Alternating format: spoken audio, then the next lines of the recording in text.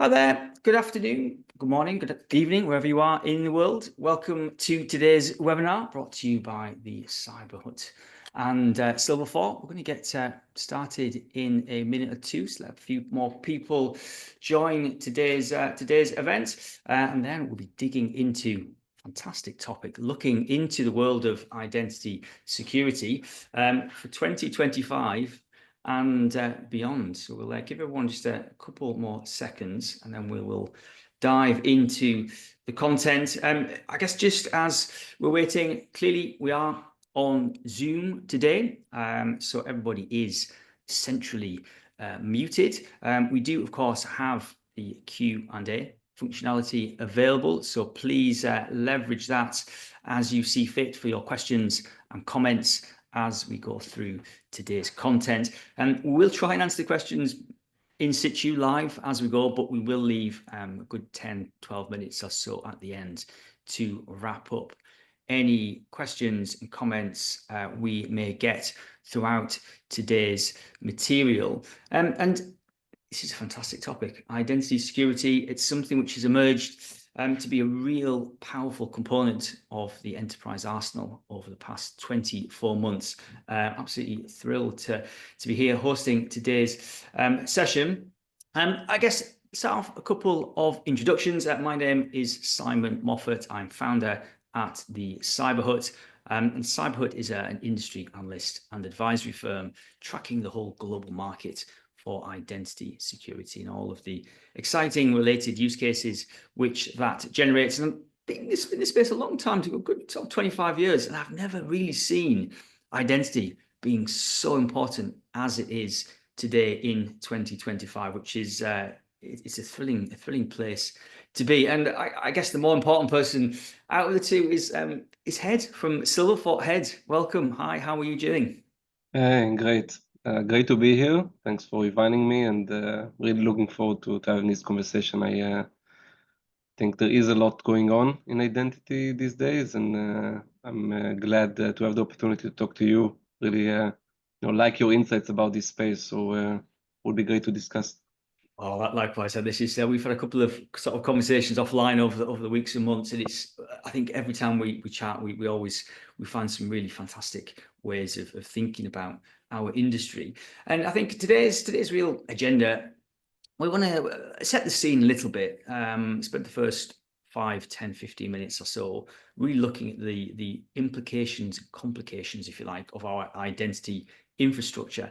The IAM world, at least 2 decades old commercially, probably a bit longer really, when you're starting to invest in RBAC systems and LDAP and this sort of stuff. And all of that has generated real value, but it's also under pressure and under threat as well. And we're going to sort of start with that before we sort of, I guess, transition into this emerging market of identity security. What is this market? Why do we need it? What are the use cases? What does that look like?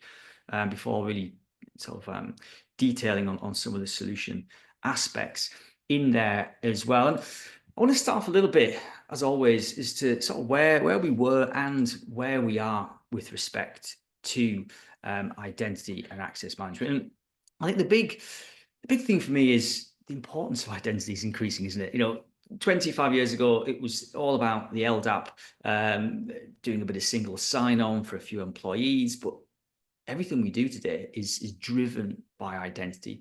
Workforce, productivity, cloud enablement, partner enablement, joint ventures, doing your online shopping, online banking, enabling partnerships and supply chains, how it works. Like everything we touch ultimately seems to be led from an identity standpoint. But I think as well, though, from an employee perspective, identity is hugely important. And we're talking about foundations for cybersecurity, for data security, network security, cloud security. They're all now reliant on either identity being strong or at least integrating with our identity landscape. But that doesn't come without issues and complications. I think the last 36 months, we're having to deal with more identities, not just the number, the scale, but more identity types. We're talking about privileged users, we're talking about non-human identities, workloads, service accounts, partners. So that stuff's getting bigger and bigger. But then we want to protect more things, APIs, objects, microservices, pieces of data, websites, portals, transactions, privileged systems, infrastructure. We do everything now via cloud service providers, etc. So that needs to be protected. But I guess the third pillar of our complications, everything's been isolated from a deployment perspective. We're having to manage both on-premises servers, if they still exist, but certainly virtual machines, private Kubernetes and containerization. We have cloud service provider. We have SaaS applications. We have operational technology, IoT, etc. So we have the perfect storm, if you like, of identity becoming more important, but we've got just more of everything. And I think, Hed, bring you in here. I mean, bring those two together. It's a perfect storm, is it not, for looking at something like identity security? Yeah, I think that it is a bit overwhelming for many companies, right? Because they barely figured out how to secure identities in the simple world of just Active Directory. Every user have one, maybe a couple of identities, and now this complexity is really hard to catch up with. It's new environments, and every new environment in the cloud, or if you acquired another company and that other company has their own type of identity management tool, it's a complexity that many organizations that I'm speaking with are just they don't know how to deal with. It's too many silos. And then that's even before we've seen the impact of AI, right? That could increase this even more with all these agents that will now be part of our workforce. So interesting times for you're absolutely right. I guess within the identity area, we've done some research recently, the Cyberhut, around again how you protect the AI model. And suddenly the AI objects themselves, they require authentication, authorization, not just the model, but how you access the model. And it's yet another identity type which has to be somehow integrated here. So we are, I guess, painting a bit of a gloomy picture to start, but unfortunately, I think we do need to do this. And the implication, of course, is our IAM infrastructure, which 10, 15 years ago was primarily, the LDAP, the identity provider, the IGA system. Suddenly, this identity landscape has become much broader.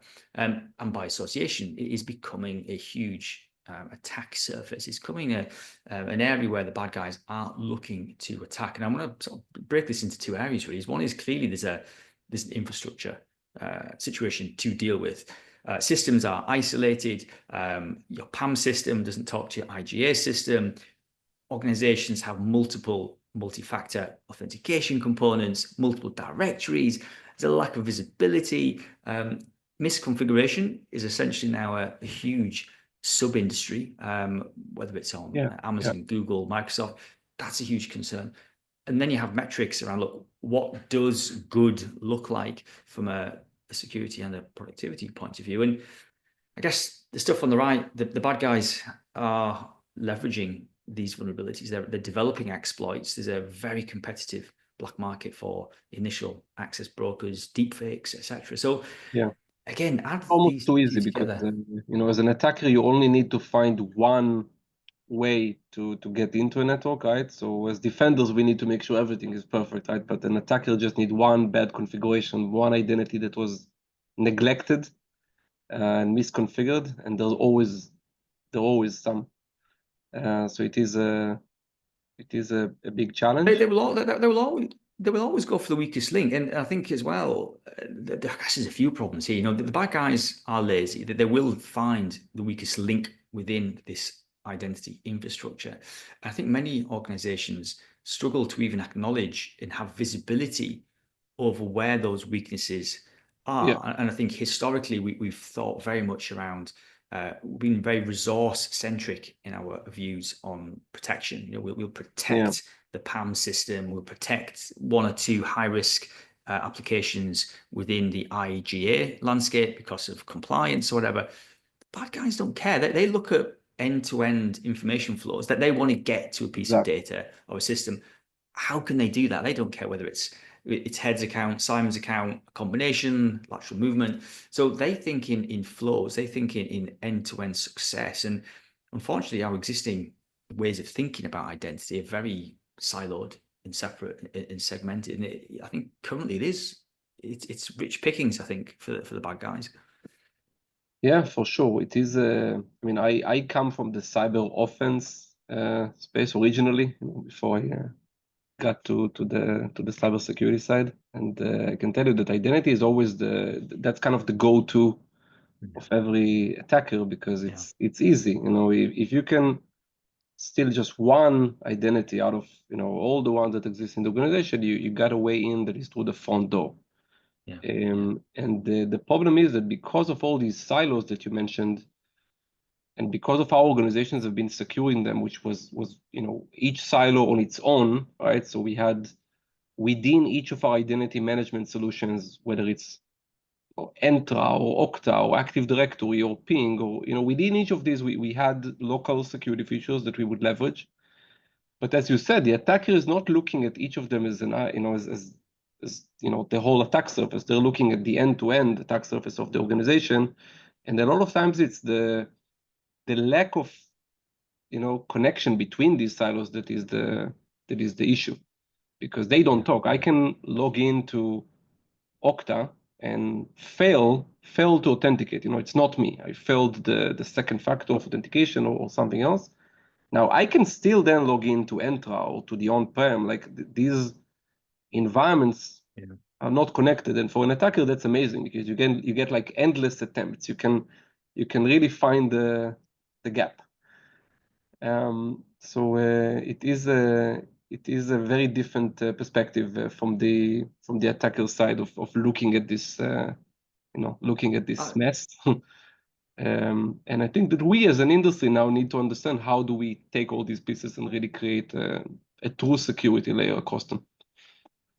I think you're absolutely spot on. And I think, unfortunately, a lot of these technologies were not designed to communicate and talk to each other. There's a lot of effort spent around identity standards, and certain parts of that work well at Auth2, whatever, but you don't necessarily always expect to find your PAM solution talking to the IGA solution, which talks to a risk system, which talks to the identity. Sometimes they're competitors, Exactly this. And so there's operational issues, there are technological issues, and I think having security controls within these products is absolutely fabulous, but they are very isolated and siloed, and they don't necessarily traverse that entire sort of life cycle ultimately. And this I don't know, there's some articles here from a few months ago. You can go and essentially Google this every day. We have alerts popping through most days, unfortunately, around breaches related to identity components, whether it's credential theft, whether it's the hard coding of NHI stuff being published into GitHub repos.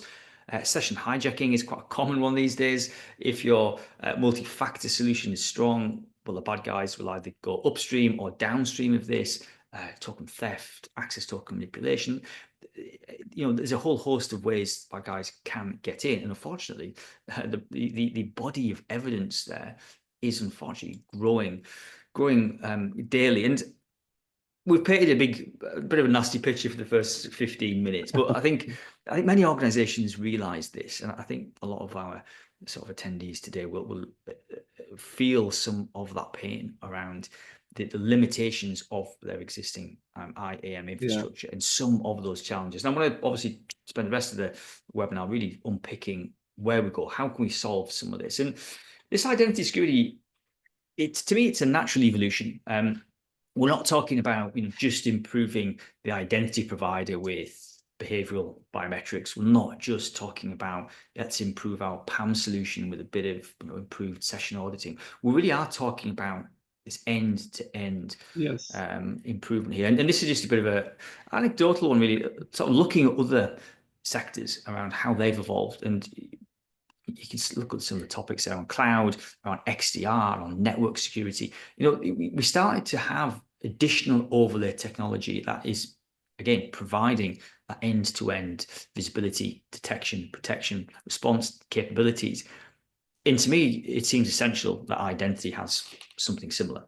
Yeah, it's I think a lot about why was identity left behind? Why did we not get the same evolution that happened in these other categories?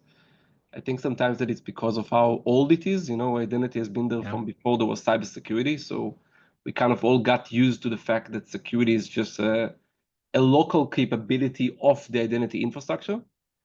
You would have never accepted that in any of these categories, like endpoint security. You would never buy your endpoint security from Lenovo and HP and Apple and Dell, like that only work on their own computers.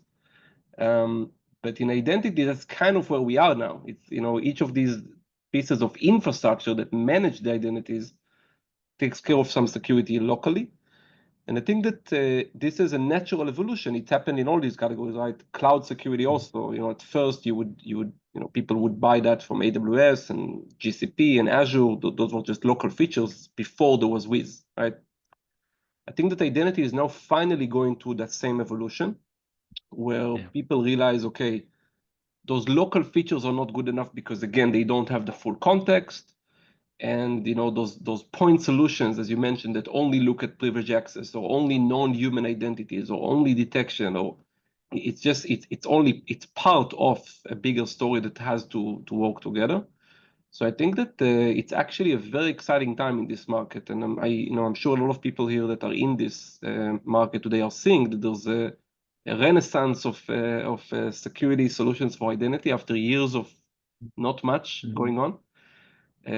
So I think we are catching up now to these other categories, and we are finally, as an industry, creating this identity security, platform. I think it's important because otherwise we really don't have a chance against these attacks that we're looking at the overall attack surface. So it's a very important evolution, and I think that you make a great point about the analogy to these other markets. It is time for identity to follow. I absolutely agree. I think you're right in the sense of, historically, why has it been, I guess, a bit of a laggard here? I mean, maybe it's identity was a productivity play 15, 20 years ago. It was a CIO thing. It was a operations infrastructure aspect, but now it's sort of gone from being a small aspect within the operations to being front and center of empowering security enablement, revenue, productivity, etc. And it needs to be looked after, I think. Ultimately, I had a lot of conversation with some CISOs who said, that for years they didn't want to take it because, they didn't want to own Active Directory or Entra, right? They don't want to manage that. It's also scary because that's the piece that, if people can't log in, then, you're creating huge impact. I think that now they're realizing, they can't not own it because then one of the most important elements of security is not in their control. So this is where we are starting to see this decoupling of the IAM infrastructure, which maybe the infrastructure team needs to manage, from the identity security piece that is part of the CISO's role. Yeah, no, I think that's fair. Yeah, and it's just sort of trying to amplify that here really well. And we're saying, look, there's functions which identity needs to deliver, and there's the stuff underneath that, the tooling and the software which is bought. And some of this is platform led and integrated, but a lot of it is independent, separate point solutions, and they all do powerful things. And within those toolings, there are good security controls. Maybe you do leverage things like biometrics and risk-based authentication. You use credentialing, session binding, etc. But that's at that lower point tactical level. Ultimately, we need to have that strategic end-to-end position, which is looking at that identity from its initial inception, the changes, auth N, auth Z, that information flow or the access path aspect as well. And you are looking at the hygiene, you're looking at the posture, you're looking at the behavior, you're looking at the data aspects, and it has to be end-to-end, and it has to be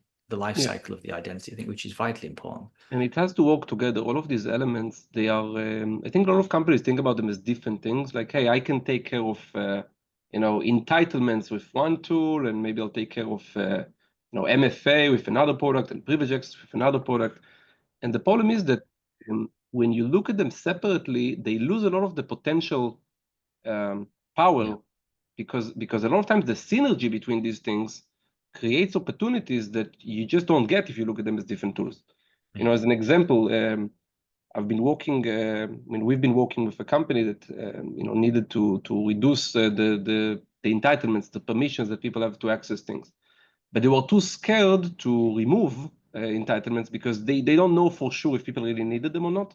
Yeah. Now you can help them with visibility. You can show them that someone is not accessing this system for the last 9 months, right? So, but still they are scared. But then if you start thinking about this not as a standalone problem, but you start thinking about how it can work with other tools. For example, what if after 6 months of not accessing something, I will start requiring MFA for it.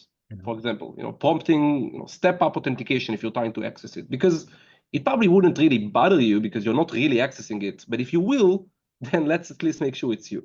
Then maybe after 12 months of not touching it, let's block. Let's really block that access completely. All of these, the way these capabilities work together, I think is the big opportunity that has been missed in identity. Because you do get it with other, with endpoint, it's obvious, right? You detect something and you do something about it. That's part of the endpoint security offering. It's obvious that it's not a separate capability. In identity, because these things have been standalone, we've been missing a lot of the potential of how identity security can work as something that is more holistic. And I think that now we are starting to discover all of those opportunities. It's pretty great. And I love that's how the thinking should be. Right? It's an opportunity. It's not something which is going to stop the organization from doing something and be inhibitive and detect all of these bad things. It is, as you said, it is an opportunity. It's an opportunity. Yeah, it's the opposite of hurting productivity. I mean, think about this example, right? If I would just remove entitlements without knowing what I'm doing, then I would cause issues to productivity. Yeah. But if I actually leverage these other tools, I can create situations where I increase security, but also increase the experience. Because I'm not just taking away access without being sure. I'm adding softer controls that can learn and adapt and be actually a better balance of security and experience. So it's definitely an opportunity, and I think that organizations that have been doing things the same way for 20 years are now finally ready to look at maybe there are better ways to do it, which is great. Absolutely right. It's productivity. If they can share more, they can do more, and if they can do more, they can be more productive. They can sell more. They can enter joint ventures faster. They can make acquisitions faster. They can change their supply chain in a more agile way. So suddenly this becomes really enabling. It allows the business to move at the speed of business. Business like to take risk. This allows you to reduce that risk and allow them to move faster, which I think is absolutely think around opportunities, and that's a very, very different, I think, mindset for identity, which I think is very exciting. I think. Yeah, exactly. One thing I want to talk about a little bit is what is identity security all about? And to me, we talk about end-to-end things, talk about life cycles. There are multiple aspects here around, look, we need to improve the visibility of the ecosystem. What identities do you have? What systems do you have?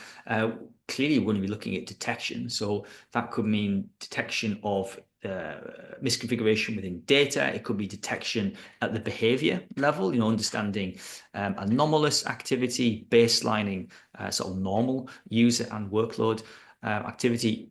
Clear protection is part of this. So, zero standing privileges, just-in-time access, strong multi-factor authentication, session binding.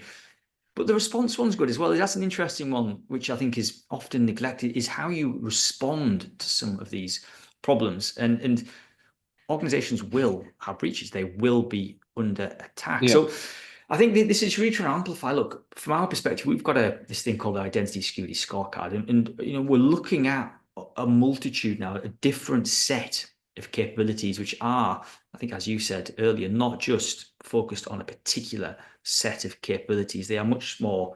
It is looking holistically. It is unified. It is end to end. I think that's a real change. I love it because it actually simplifies it. Instead of thinking about 20 different micro problems and trying to solve them, it's important to understand your overall, situation and also understand where is the most cost-effective place to invest.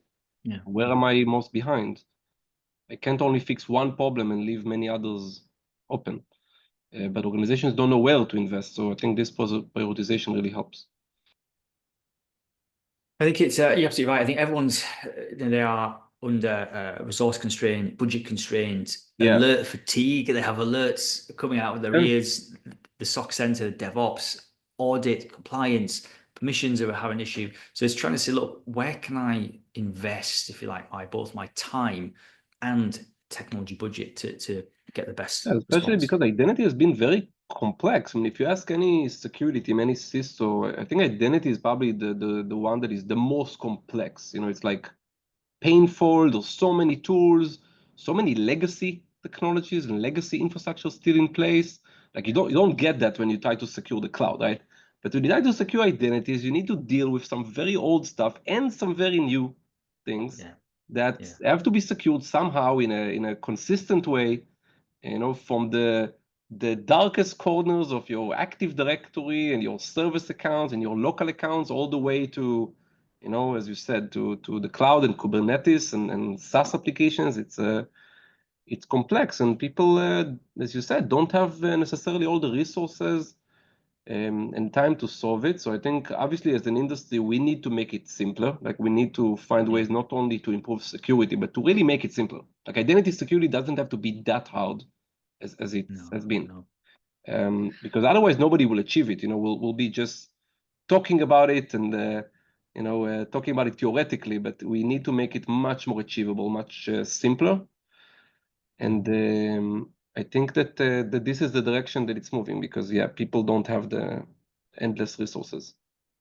It's got to be simple. I think it's got to be responsive as well. I think historically identity's been hamstrung, if you like, by, well, we spend 2 years designing something, and then at the end of that 2-year period, it's out of date, and we have to redesign it. RBAC and ABAC and these things are good examples there. And it's like, look, this security stuff has to operate at the speed of business, which is really, really important. The business is moving fast, competitive pressures, agility, pandemics, whatever. So your security layer has to equally be responsive. And I split up this sort of matrix here, which I think is always interesting, because I think there are multiple aspects to what we're talking about here around both people and non-human or workload-based security, as well as the data and the sort of runtime behavior aspect. I think ultimately, if we're always talking about getting to the top right of any quadrant which may exist, I think we're trying to get to this runtime world, aren't we? Where we're end to end, we're holistic, we're unified.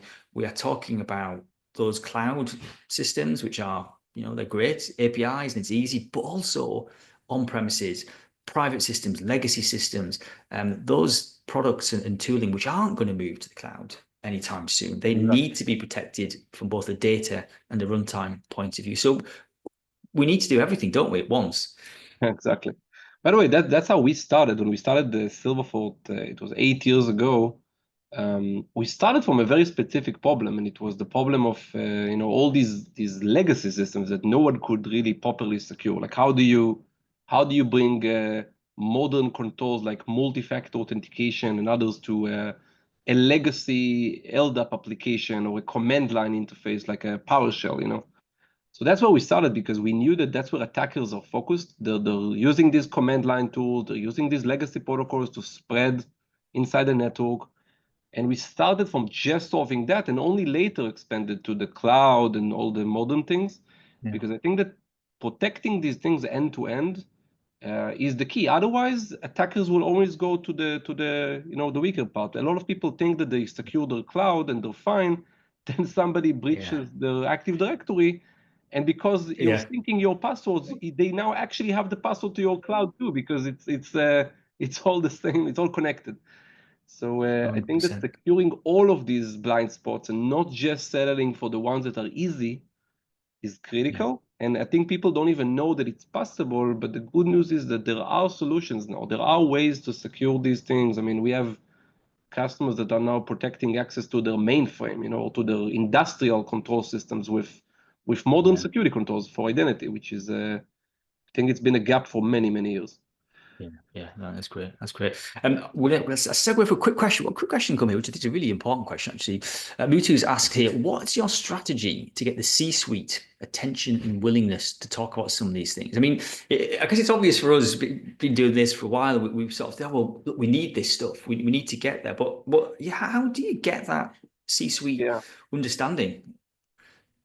I think that one of the advantages of identity security is that people actually understand it more. I mean, people outside of technology actually understand it a bit more than they understand some of the other markets. Because think about it, like most people encounter identity security controls as simple as multi-factor authentication whenever they log into applications, even in their private life. So even your CEO is probably aware of what is that the concept of securing the login and authenticating the user. So it's actually pretty easy to explain to them because they may not understand some of the very complex areas of security, but identity security is actually closer to the end user. The end user sees it every day. So we can leverage that in order to truly help them understand, which is not something that you can do in every security market, but I think that you can in identity. I also think that because there's so many breaches that start from someone compromising one of the employees' credentials with, we all hear about it, like social engineering, and now it's getting even worse with AI, and you can use deepfake to trick people into giving their credentials. I think a lot of CEOs and boards are actually really worried about that. And I think that it is an element of security that is relatively, I wouldn't say it's easy, but it is easier than some others to explain to them why it matters. It also helps that there are more and more regulations that are requiring it. So that's, I say that's one of the advantages of being in a relatively older space in security, right? Identity is, I think that it's going through a revolution now, but the space itself, the market itself is pretty old. So it is backed by regulations and by cyber insurance requirements is another big drive. We're seeing a lot of companies that say that they come to us because their cyber insurance provider said that they will only insure them if they have these controls, if they protect their privileged users and they apply MFA on anything and they protect their service accounts. So it's educating the market, which I think is a very good thing because I think that not every company can do the full research on what security controls are the most effective to invest in. And insurance is a good way to kind of get that mirror. It's kind of like you buy a car and it has airbags and you never really did the research on is that a good idea, but you kind of have to get it, otherwise you maybe not get insurance. So I think that there is the education of the market is not only done by the vendors, which is a good thing. I think people get it. But even if they do understand that identity security is important, where do I begin, right? And that's where I think people are scared of this space. And I think that part of our job is to make them understand that there is a way to do it easier, faster, in a more holistic way than the countless different projects that they had to do, over the years that were way too complex. Yeah. No, that's great answer. I think as well, that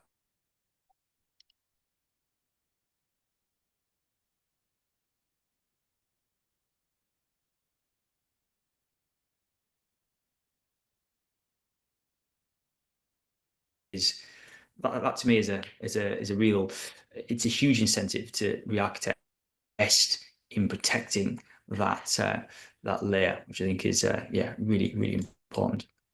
All right, let's talk a little bit about how can we fix some of these problems. We've sort of painted a bleak picture. I think we have huge opportunity. We have huge ways of fixing this. I want to sort of delve a little bit into the sort of Silverfort view of the world, if you like. And clearly, we are talking about being end-to-end. We are talking about multiple integration points. We're talking about improving authentication. We have the authorization side, the PAM side of things. So I guess you mentioned a little bit, sort of Silverfort's origins, if you like, in improving and optimizing some of those legacy tech. But I guess where are we today with this modern world?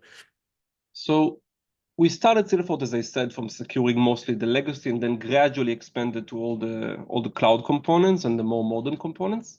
I think that that's where we fully realized. I mean, only a few years in, we really realized the potential here of securing identities end to end, and all of it is really leveraging a technology that we invented early on, where we found a way to not only see what's happening inside each of these identity silos, but we found a way to intervene. And that was really the breakthrough, that we had in the first few years of the company. It took a lot of research, but we basically found a way to connect to each piece of the identity infrastructure, started from Active Directory, but then, pretty much anything else, and see the access requests that are coming in a way that allows us to also influence the decision. So logically, it's like we are in line, although we're not a proxy, we're not actually in line on the traffic, but it allows us to act as if we're in line. We can see that you are trying to connect from this device and authenticate to this application. And we see this because we sit in the back end of the identity infrastructure. And then, we can do a lot of things. We can understand, is it risky? We can enforce security controls like multi-factor authentication or just-in-time access, or we can block the access if we think it's malicious. We can send an alert about it. So that technology created the potential to then go and build all of these products, right? So, and these are, I think we cover today pretty much every one of these buzzwords that the market has, right? Like ITDR, which is about detecting identity attacks that are actually targeting you right now. ISPM, which is more about the exposure, right? You may have bad configurations and vulnerabilities that may expose you to future attacks. Multi-factor authentication, which we have really as a way to protect any system, even the legacy ones. It's really a very unique way of doing it. Privilege access security, protecting non-human identities. So we just kept adding more, more capabilities, with the clear goal of creating an end-to-end identity security layer that will cover all the identities, all the resources, all the environments, which I think is what the market really kind of needs to evolve into. So we're not the only ones anymore. I think there are other vendors who are trying to go for it, but I think we were the first, and I think we are the most advanced in going for that vision. And we are already working with some of the largest companies in the world to do that. So it is I think a very exciting kind of vision or potential that I have to say we didn't even think about it in the beginning when we started the company. We started it with the goal of solving a very specific pain, and over the years evolved into the full potential. The problem statement's grown, hasn't it? I guess the problem area has grown, which has obviously necessitated brand new solution space, which I think obviously you guys seem to be well placed to serve. And there's a couple of things I want to pull out on sort of use cases here. One is this sort of instant first, identity first instant response, I should say, which is something I think is fascinating, because I think organizations that they do need to respond, but adding in this identity layer, I think, as you said earlier, it's enriching. It's about joining systems together to provide something bigger. What's your sort of view on that one? It's something that I didn't foresee coming when we thought about what are the potential use cases of the product. We kind of figured, okay, when you really have an incident, there may be other tools that you will need to use. And then, our customers started actually telling us that, if they had a breach, this was actually one of the most effective tools in stopping it, because essentially you can pretty much apply a lockdown on your authentications, right? You can. One customer told me it's like I have a firewall for my identity infrastructure, for my Active Directory. So it started from a case where we had one of our customers under attack. It's a Fortune 500 company, and they were under attack by a pretty well-known attack group, Scattered Spider. And apparently those guys were already in their network. So they were able to trick one of the users to approve the MFA by pretending to be help desk. And they were already in the network, and they even, of course, got to a computer that has a domain admin credentials cached on it. So game over theoretically, right? It's at that point you're in the network with domain admin account. It's pretty much game over.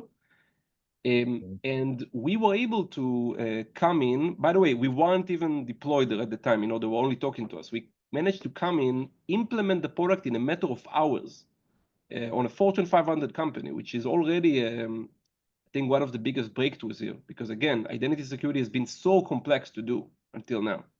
So being able to deliver it so quickly, I think, is one of the big improvements. But then once it was in, they were able to lock down all of these authentications that they felt are part of the potential attack. So they, blocked every NTLM authentication in the network because they figured that this is what the attacker is using based on our visibility. And they locked down all the highly privileged service accounts because they found that that's where these guys were trying to focus.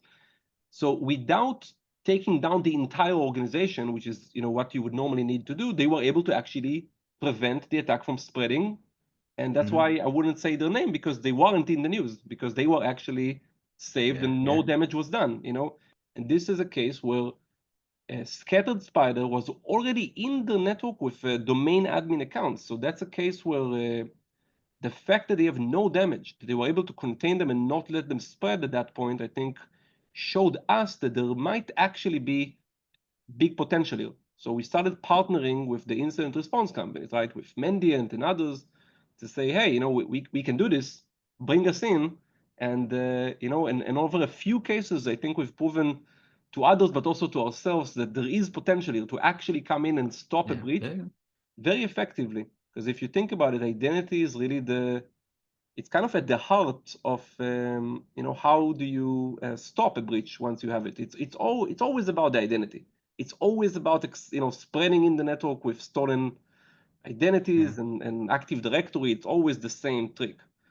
So that has become a great surprise for us. Fascinating story, because ultimately, regardless of the sector you work in, the types of network or the data security products or whatever, identity is the one consistent thing. And I think if you can then inject yourself in there and disrupt, you have a very powerful response thing. And what I want to bring up as we sort of wrap up towards the end here is you guys have been spending some cash. You acquired a company called Resonate very recently, which is something which appeared in our radar, metaphorically and literally, recently. So explain a little bit about this one. What was the thinking behind here? What does that combined entity give you guys? Yeah, I'm very excited about this. So it's relatively new, a couple of months ago. It's our first acquisition, so it's also a milestone for us as a company that we finally got to a size where we can start, kind of, instead of being a startup that always thinks about, will I build a big company? Will I get acquired? Now we're on the other side of that. We are looking at ourselves as the consolidators of this market potentially. And when we looked at this vision that I mentioned earlier, where we want to be the end-to-end identity security platform, we want to solve that problem holistically, like these other companies did for cloud and endpoint and network. We want to do that to identity. We started thinking, okay, so how do we get that end-to-end coverage?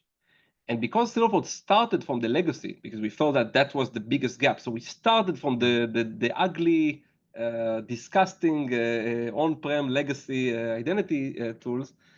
And then we did expand to the cloud, but not all the way. So there were a lot of areas in the cloud that we didn't have visibility to. For example, SaaS applications. So we did connect to Okta and Entra, but some SaaS applications have identities managed locally in them.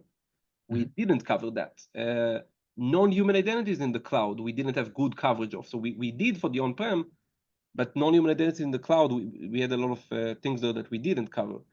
And we were looking for a company that really has all of that has all the connectors to all the pieces of the cloud with all of these capabilities, ITDR and ISPM and non-human identities and entitlements.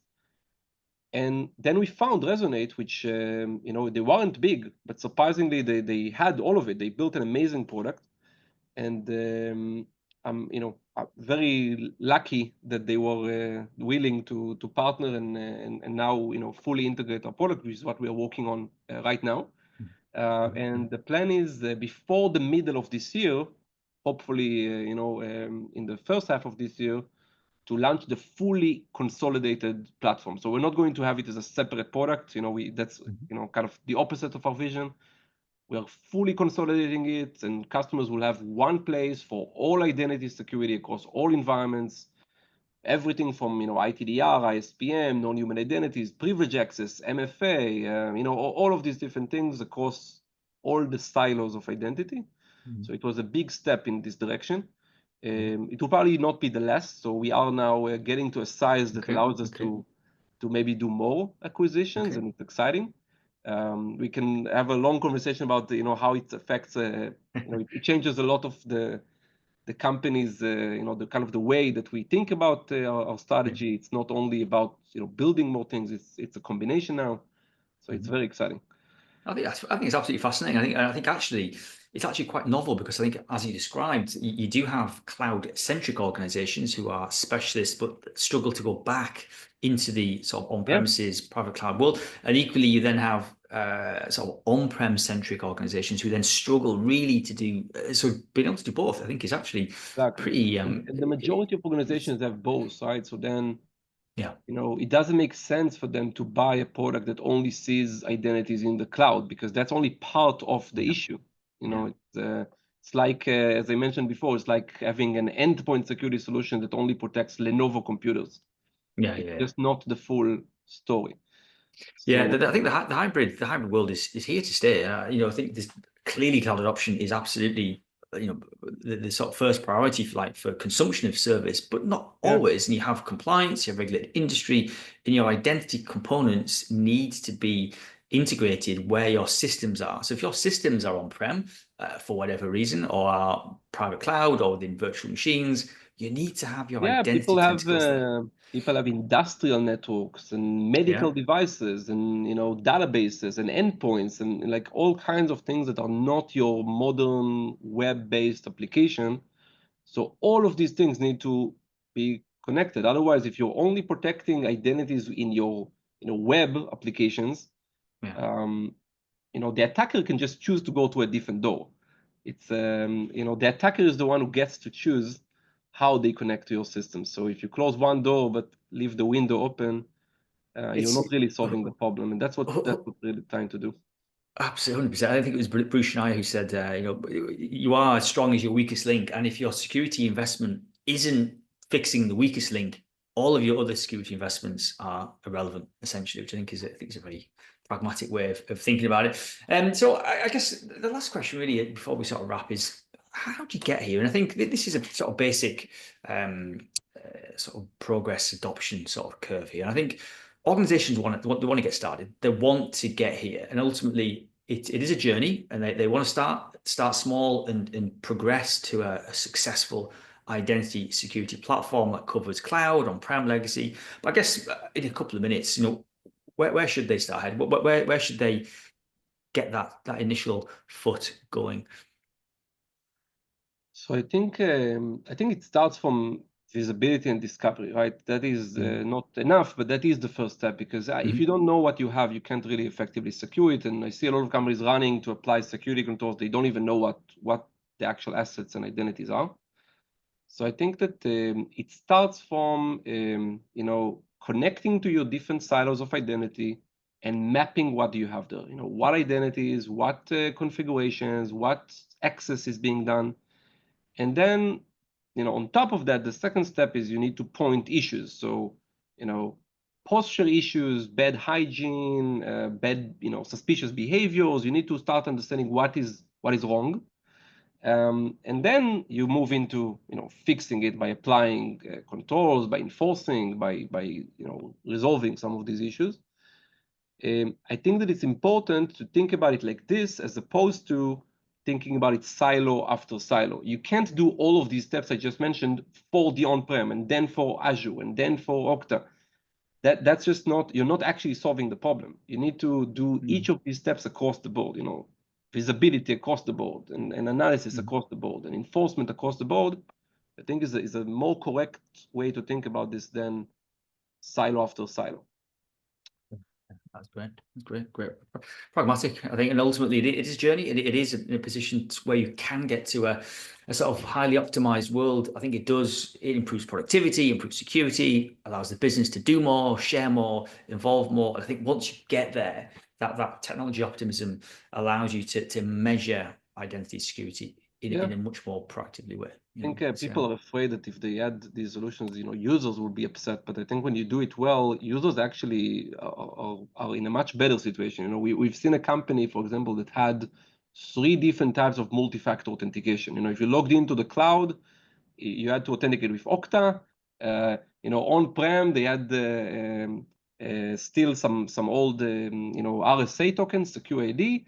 But when you logged into Office 365, you had to do that with the Microsoft Authenticator, right? It was a mix, and then they were about to buy another company that was using Ping, so it was about to get even worse. And when you can really get all these solutions to work together, you can also unify the user experience.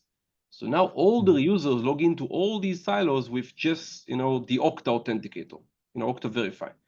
Because we were able to act as an abstraction layer for them. We connected to all these pieces, and we allow now everyone to use their chosen MFA across the board without minding those competitive barriers that exist between those different infrastructure solutions. When you do it well, I think that users actually can work much easier, because the user should not care if this is an application in Azure or in the on-prem. I mean, I just logged in to this one over here. Why do I need to log in again in a different way to another application? It's identity security can really be a nightmare when it's done in silos, but it can be much better when you connect the dots. Absolutely.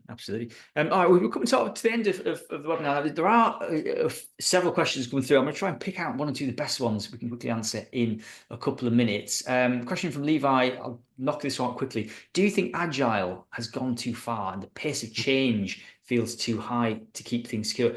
I would answer, you can't control that. The business goes at the pace the business needs to, and I think you have to have your security environment able to respond about that ultimately. Another one here, Mulpuri was asking, how do you implement security between different IGA solutions? I guess that ultimately companies have more than one IGA solution, don't they? I think. I think that, like we said before, it's important to make sure that all these solutions work together. So either you choose solutions that have good integrations and are not just trying to work alone, but they work with your other tools, or you try to consolidate on a solution that can do all these things together. But all these different solutions are achieving an important purpose, which is making sure users can only access what they need. I think that there is a lot of missed opportunity in understanding how to minimize the access users have. So in those IGA solutions, you give people tons of permissions, and they keep getting more and more permissions over the years, and you never take them away because you never know if they really need them.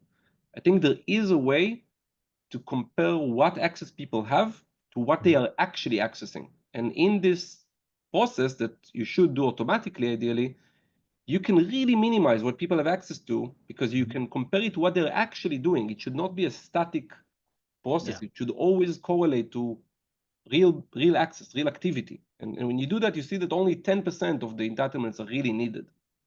It's a hard process that, again, some vendors like us and others are now automating. Love that. Time for probably one extra question from Michael here. He's talking about NHI, so non-human identities or workload identities, and he's basically saying, look, assuming that we properly proof and authenticate, it still seems to be a real challenge to understand what the NHI is entitled to do. I think he's just asking generically, has there been any progress in this sort of area? NHI is proliferating everywhere, APIs, microservices. Any comments on that one?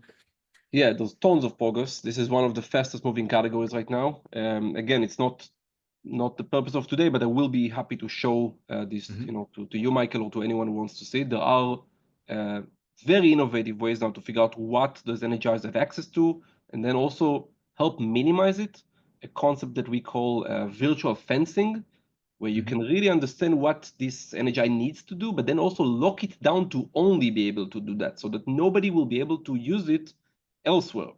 So if it only needs to connect from A to B, and we can automatically learn that, let's not allow anyone to use this NHI anywhere else, because unlike a human, this should follow normally a desired behavior that this NHI was built for.